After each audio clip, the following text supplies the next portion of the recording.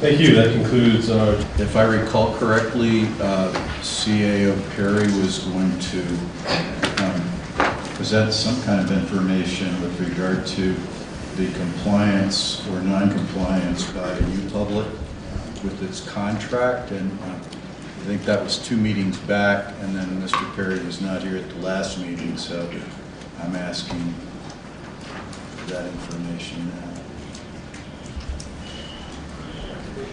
Fill an update on that question. I believe that was asked by Councillor Davis a few meetings ago. Mr. Davis.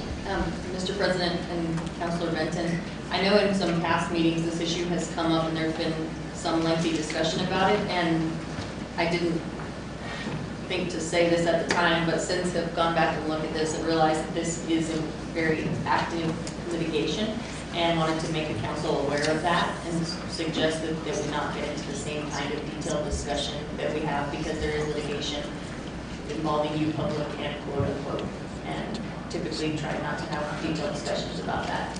Okay, thank you for clarifying that. Councillor Davis. I just wanted, Mr. President, I just wanted to add, after last week's meeting, I became aware that the administration had transmitted some information to council staff to help address some of these.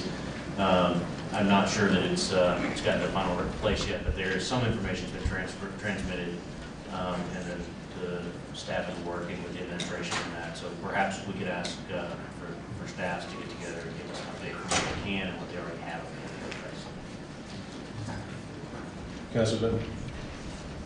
Thank you for that clarification, and just so to be very clear, I have asked council staff to look into what it's going to take to reconstitute the cable board, which I think is an appropriate venue for some of these discussions and for analysis of how well we're doing, and so I just wanted to make that clear that that's something that we requested.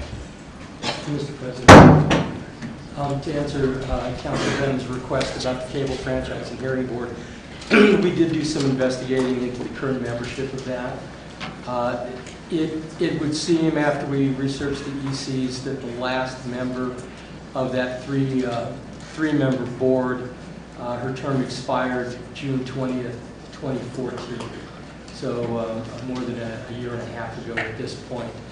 The Cable Franchise and Hearing Board is subject to the Boards and Commissions Ordinance, and the Boards and Commission Ordinance has a provision that says upon notice to the mayor that a vacancy has been in effect for 60 days or more. If the mayor doesn't make an appointment within that 60-day period, the council president, with the advice and consent of the full council, can make an appointment. And so there are 3 vacancies dating from 2012 through 6/20/2014. All right, thank you for that. Councillor Sanchez. Thank you, Mr. President.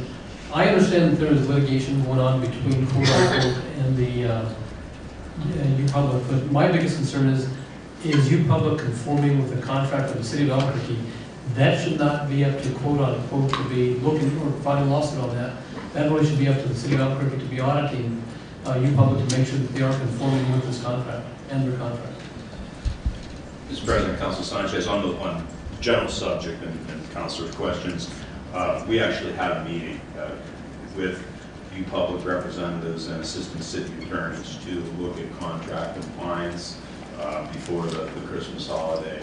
And there were several issues that were brought up and requests for additional documentation and clarification of some of the characterizations of the programming itself. And I think we'll probably be able to put something out that will be disclosable as a public document for council in the very near future. And we can go off of that. Thank you.